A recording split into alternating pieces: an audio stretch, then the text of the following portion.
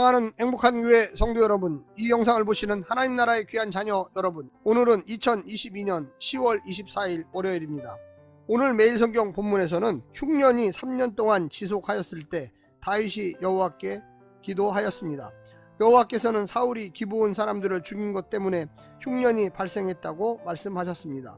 기브온 사람들이 사울 가문의 사람들을 죽여서 복수하기를 원했으므로 다윗은 사울의 첩 리스바의 두 아들과 사울의 딸 메랍의 5 아들을 붙잡아 기브온 사람들에게 넘겨주어 죽게 했습니다. 그 이후에 비로소 흉년이 그쳤습니다. 매일 성경 오늘 본문을 나누어 보겠습니다. 사무엘하 21장 1절부터 6절, 기브온 사람들의 요구, 흉년과 그 이유, 왕의 결단을 촉구함, 7명의 목숨, 7절부터 11절, 기브온 사람들의 복수, 7명 선택, 복수 리스바, 12절부터 14절, 다윗의 선행, 죽은 자들의 뼈, 흉년이 그침. 오늘 본문 사무엘하 21장 1절부터 14절 말씀을 듣고 다시 오겠습니다.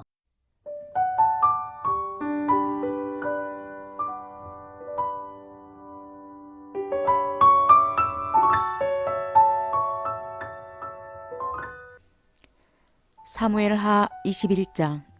다윗의 시대에 해를 거듭하여 3년 기근이 있으므로 다윗이 여호와 앞에 간구하매 여호와께서 이르시되 이는 사울과 피를 흘린 그의 집으로 말미암음이니 그가 기브온 사람을 죽였음이니라 하시니라. 기브온 사람은 이스라엘 족속이 아니요 그들은 아모리 사람 중에 남은 자라.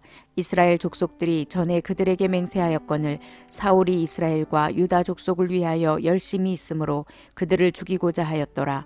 이에 왕이 기브온 사람을 불러 그들에게 물으니라. 다윗이 그들에게 묻되 내가 너희를 위하여 어떻게 하랴? 내가 어떻게 속죄하여야 너희가 여호와의 기업을 위하여 복을 빌겠느냐 하니 기브온 사람이 그에게 대답하되 사울과 그의 집과 우리 사이의 문제는 은금에 있지 아니하오며 이스라엘 가운데에서 사람을 죽이는 문제도 우리에게 있지 아니하니이다 하리라. 왕이 이르되 너희가 말하는 대로 시행하리라. 그들이 왕께 아뢰되 우리를 학살하였고 또 우리를 멸하여 이스라엘 영토 내에 머물지 못하게 하려고 모해한 사람의 자손 7사람을 우리에게 내주소서. 여호와께서 택하신 사울의 고을 기브아에서 우리가 그들을 여호와 앞에서 목매어 달겠나이다 하니 왕이 이르되 내가 내주리라 하니라.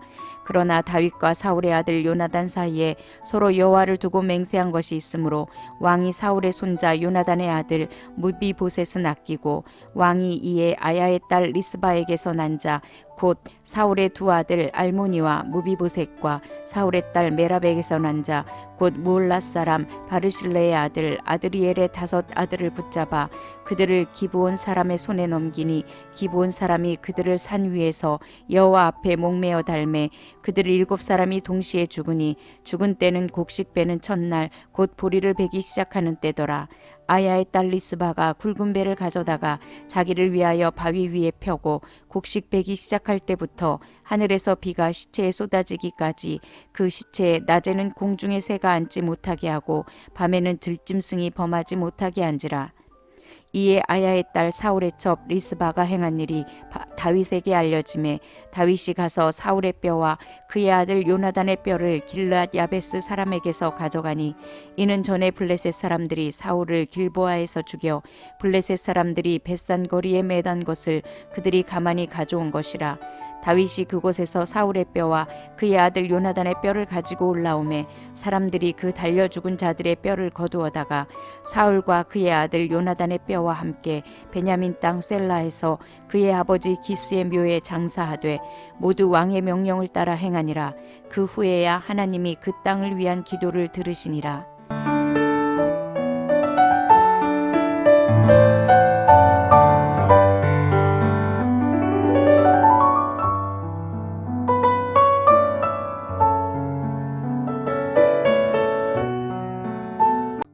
사무엘하의 마지막 부분인 21장부터 24장은 다윗의 통치 기간에 있었던 특별한 일들을 시간적인 순서와 상관없이 모아 놓은 것입니다. 본문의 사건은 다윗이 무비보셋을 선대한 일보다 앞서 있었던 일로 여겨지기도 하지만 본문은 다윗이 이미 무비보셋을 데리고 있었던 것을 말합니다. 또 이 사건이 시므이가 다윗을 비난한 이유가 되지는 않습니다. 사울 가문의 남겨진 사람들의 죽음은 여호와의 명령에 따른 것이었습니다. 더욱이 기브온 사람들을 학살한 사울 자신의 행동이 원인이 되었으므로 사울에게 책임이 있습니다. 오늘 본문을 세 부분으로 나누어 자세히 설명드리겠습니다. 첫 번째, 3년 기근과 기브온의 요구. 3년 기근이 덮칩니다. 원인은 언약을 깬 사울의 기브온 학살 때문임이 드러났습니다. 기브온은 은금으로도 보상할 수 없고 상응하는 대량 학살로도 풀 수 없으며 다만 학살의 책임이 있는 사울 가문에서 7명을 넘겨주면 된다고 요구합니다. 기브온은 아모리 사람의 후손이지만 하나님의 언약 관계에 있는 그들을 학살하는 것을 결코 허용하지는 않으셨습니다. 이스라엘의 헤렘, 진멸은 하나님이 허락하실 때만 명하신 대상을 향해서만 정해진 범주 안에서만 정당화될 수가 있습니다.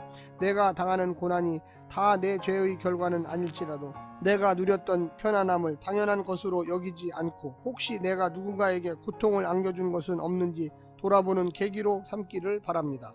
두 번째는 기브온의 요구를 들어주는 다윗. 다윗은 조약의 조건대로 사울과의 7 아들을 목매 달아 피 흘린 땅을 속죄함으로써 신실하게 약속을 지켰습니다. 이제 사울가에서 남은 자손은 무비보셋과 그의 아들들밖에 없습니다. 다윗을 향한 하나님의 뜻을 깨달은 요나단의 성견 지명으로 그나마 진멸은 면했습니다. 성경이 그 많은 연좌제로 보여서 불편한 대목이지만 왕의 경우 범죄를 하게 되면 왕과 왕의 가족은 다른 이스라엘 사람들에 비해서 더 엄한 제재를 받아야 하는 것입니다. 다윗의 경우도 하나님께서 다윗의 범죄에 대하여 너와 내 집에 재앙을 내릴 것이라고 선언하셨습니다. 다윗의 원형이신 우리 주 예수 그리스도께서는 우리와 맺은 언약에 신실하시기로 자신이 친히 십자가에 달려 죽으심으로써 진멸됨으로써 우리도 마땅한 죽음 가운데서 구원을 받았습니다. 마지막 세 번째, 사울 가문에게 베푼 호의. 전사한 사울과 요나단의 시신을 요단 동편 길르앗 사람들이 목숨 걸고 수습하여 자기들 땅에 매장하였습니다. 다윗은 리스바가 죽은 자녀를 지키기 위해 밤낮으로 고생한다는 이야기를 듣고 내 아버지 집에서 내 이름을 멸하지 않게 하겠다는 요나단과의 약속을 기억하고 그들의 뼈를 모아 사울과 요나단의 뼈와 함께 가족묘에 장사해 주었습니다. 사울 가문을 향한 냉정한 심판과 함께 해야 할 도리를 다한 것입니다. 잊고 있던 내 사명과 역할을 일깨워 주실 때 다윗처럼 바로 일어나 행동으로 옮기시기를 간절히 부탁드립니다. 사랑하는 성도 여러분, 오늘 하루도 말씀을 통하여 은혜 받으시고요. 이 말씀의 뜻이 무엇일까 고민하며 생각하는 하루 되시기를 간절히 부탁드립니다. 오늘 하루도 승리하십시오. 샬롬.